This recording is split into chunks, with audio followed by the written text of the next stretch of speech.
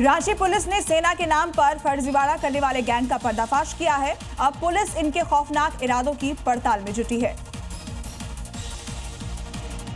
Ranchi police के शिकंजे में खड़े इन लोगों के इरादे बेहद ही खौफनाक थे। सेना के नाम पर सर्वेश और आशीष देश के साथ विश्वासघात करने में लगे थे, लेकिन रांची पुलिस को इसकी भनक लग गई और देश के साथ गद्दारी करने वाले सर्वेश और आशीष पुलिस के शिकंजे में आ गए। पुलिस का कहना है कि ये दोनों अपराधी सेना के आला अधिकारियों के नाम से मुहर बनाकर फर्जीवाड़ा करते थे। सर्वेश और आशीष मिलिट्री हॉस्पिटल नामक कुंभ के अंदर एक जनरल स्टोर चलाने की आड़ में अपना गोरख धंधा चला रहे थे। पुलिस को शक है कि इनके साथ और भी लोग शामिल हो सकते हैं, जिनके ऊपर शिकंजा कसना जरूरी है। अब एक नजर डालते हैं अलग अलग राज्यों की 5 बड़ी खबरों पर। छत्तीसगढ़ के रायपुर में फरार हिस्ट्री शीटर सूदखोर तोमर बंधुओं के फाइनेंस कंपनी का मैनेजर बंटी सहारे को पुलिस ने गिरफ्तार कर लिया है। आरोपी बंटी सहारे तोमर बंधुओं का खास गुर्गा बताया जाता है। आरोपी बंटी सहारे तोमर बंधुओं के साथ मिलकर कई साल से सूदखोरी का धंधा चला रहा था। उसकी गिरफ्तारी के बाद पुलिस के हाथ करोड़ों रुपए के लेन देन के कागजात लगे हैं। यूपी के चंदौली में बारिश और आकाशीय बिजली ने 4 लोगों को अपनी चपेट में ले लिया। इस हादसे में 2 लोगों की मौके पर मौत हो गई, जबकि 2 अन्य गंभीर रूप से झुलस गए हैं। मृतकों के शव को पुलिस ने पोस्टमार्टम के लिए भेज दिया है। घटना सदर कोतवाली क्षेत्र के भगवानपुर गांव में हुई है। जबलपुर में मुख्यमंत्री डॉक्टर मोहन यादव का चाट और चाय प्रेम देखने को मिला। सीएम मोहन यादव का काफिला अचानक एक चाय की दुकान पर रुक गया। भेड़ाघाट स्थित शंकर चाट भंडार पर सीएम ने चाय पी और चाट खाई।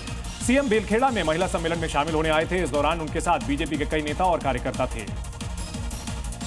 बिहार के बगहा में मानसून की पहली बरसात के बीच पहाड़ी भपसा नदी में अचानक उफान आ गया। नदी का जलस्तर बढ़ने से बाढ़ जैसे हालात बन गए, लिहाजा कई वाहन सवार लोगों को काफी देर रुकने के बाद बमुश्किल नदी पार करनी पड़ी। नदी में नेपाल के तराई क्षेत्र में हुई बारिश के बाद बहाव तेज हो जाता है। मध्य क्षेत्रीय परिषद की 25वीं बैठक 24 जून को काशी में होगी। इसकी अध्यक्षता केंद्रीय गृह मंत्री अमित शाह करेंगे। उत्तर प्रदेश के साथ ही उत्तराखंड, छत्तीसगढ़ और मध्य प्रदेश के मुख्यमंत्री भी हिस्सा लेंगे। इसकी तैयारियां शुरू कर दी गई हैं। मध्य क्षेत्रीय परिषद की 24वीं बैठक उत्तराखंड में हुई थी। इस बार मेजबानी के लिए यूपी को चुना गया है। मॉर्निंग जी में बढ़ते आगे दिखाते हैं आपको देश की 5 बड़ी खबरें रफ्तार अंदाज में। दिल्ली में आज से शुरू होने जा रही आयुष्मान मंदिर स्वास्थ्य सेवा को लेकर सियासत गर्मा गई है। आम आदमी पार्टी जहां इसे मोहल्ला क्लिनिक का नाम बदलने की साजिश बता रही है, वहीं बीजेपी सरकार के स्वास्थ्य मंत्री पंकज सिंह ने पलटवार करते हुए इसे आम आदमी पार्टी पर निशाना साधते हुए श्रेय लेने और भ्रम फैलाने की साजिश बताया। दिल्ली के कश्मीरी गेट के पास एक ऑटो में अचानक आग लग गई। आग इतनी भीषण थी कि ऑटो पूरी तरह जलकर राख हो गया।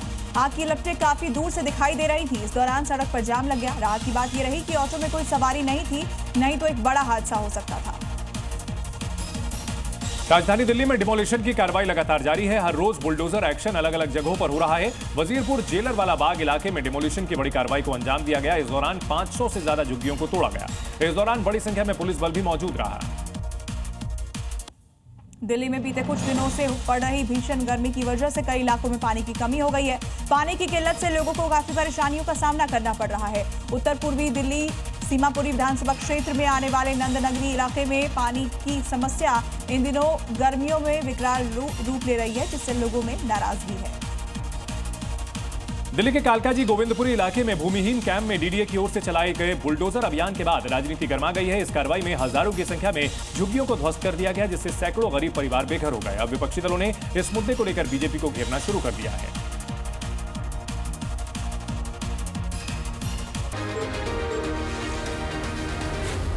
Zee News.